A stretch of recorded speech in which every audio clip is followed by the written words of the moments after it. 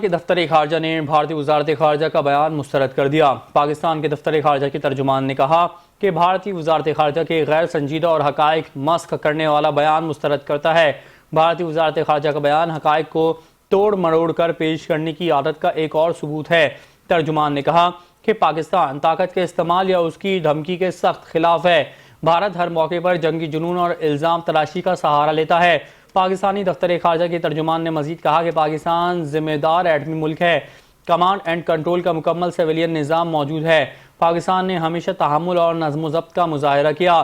ترجمان کے مطابق پاکستان کی انسداد دہشت گردی کی کاوشیں دنیا بھر میں تسلیم شدہ ہیں۔